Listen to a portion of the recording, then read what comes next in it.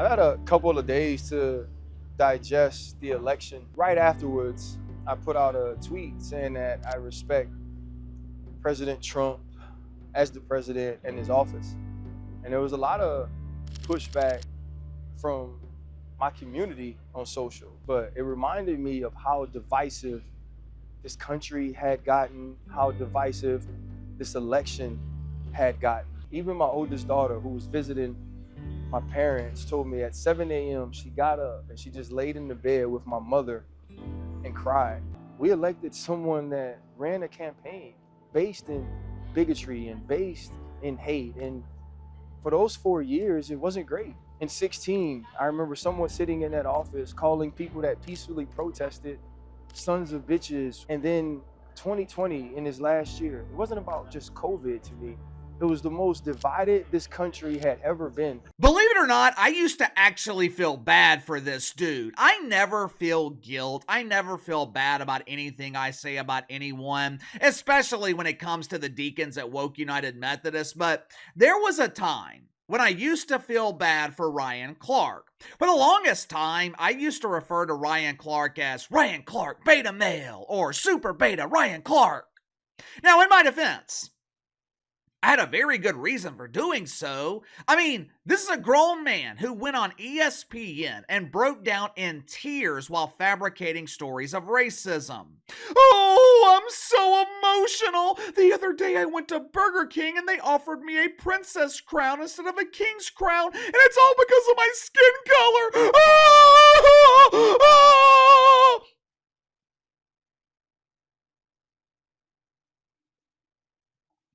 I referred to Ryan Clark as a beta male in the past because that's what he was acting like. And it was strange because this dude used to play in the NFL. In 99% of cases, football players, they are not weak dudes. Matter of fact, it's the exact opposite.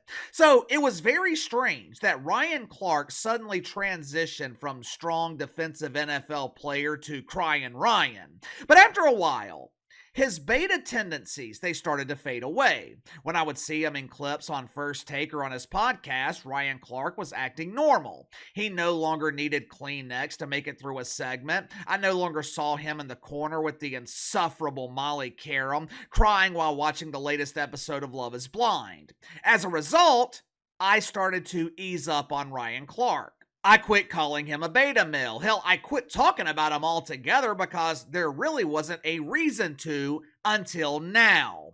Ryan Clark uploaded a video that I just shared with you guys where he is groveling on his knees, begging to be forgiven by deacons at Woke United Methodist. What was his transgression? What was the reason that crying Ryan was forced to atone for his sins?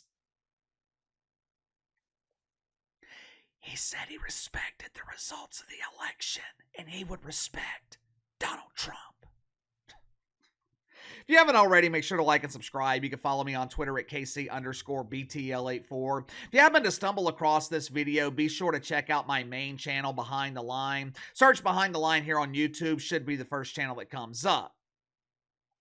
Normally, I am not big on public apologies. Actually, I'm not big on apologies in general. If you do or say something wrong to me, your words don't mean shit. It's your actions after those words that will reveal whether or not you're truly sorry. I'm damn sure not big on public apologies when you have done nothing wrong. What the hell's Ryan Clark doing? Are you really this concerned about the opinions of strangers? Are you so emotionally fragile?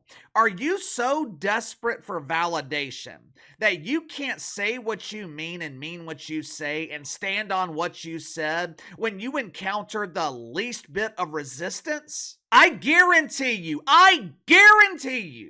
Ryan Clark started losing lonely male followers on social media. He got wrapped up in the comments section where complete strangers were criticizing him for showing class and respect.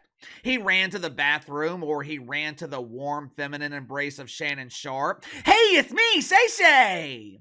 And Ryan Clark panicked. You know, I have been in this situation before. I know what it's like to see a steep decline in your analytics.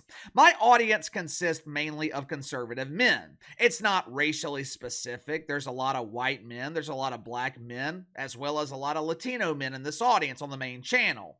Now, in terms of gender, the ratio is about 80-20. 80% men, 20% women. Well, Casey, what about the other 70 genders? I guess they don't watch my channel. But anyway, over the summer, and this was around the time that Cackling Cam Harris seemed to be building momentum. This was during the honeymoon phase where the media was presenting Cam as the vibes candidate. At the time, it felt like the Trumper was starting to panic. He was reverting back to old habits. He was doing and saying things that might have worked in 2016, but wouldn't work 8 years later. I made a scathing video on the Trumper, begging him to shut the hell up. It was probably the most critical I have been on Donald Trump, at least during this election cycle. There was a lot of men in my audience that didn't like it. I lost a lot of subscribers. My normal like-dislike ratio, it's between 98 and 99%. The like-dislike ratio on that particular video, 85%.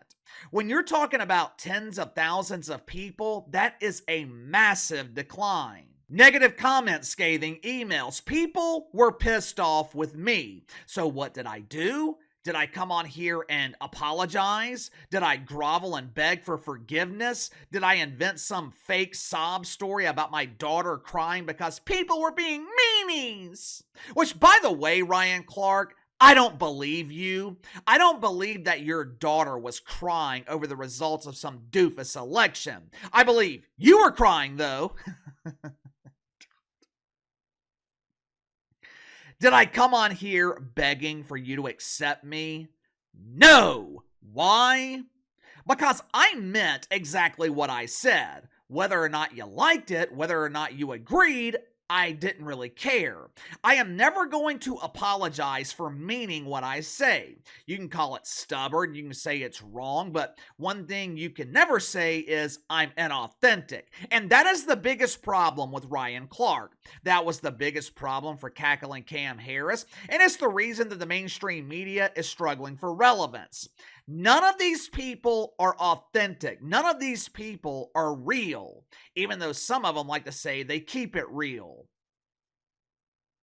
Ryan Clark missed a golden opportunity to stand by what he said. Instead, all he did was prove that Uncle KC was right all along. Ryan Clark is the ultimate beta. But give me your thoughts on this. Ryan Clark claims that he will respect the election and he will respect Donald Trump. He receives pushback from his followers of lonely men, and he immediately reverts back to his beta male tendencies. Why did he do this? Do you think he was pressured to do this by ESPN? Or is Crying Ryan just that emotionally fragile? Let me know. Sound off in the comments below. I'll see you guys on the main channel.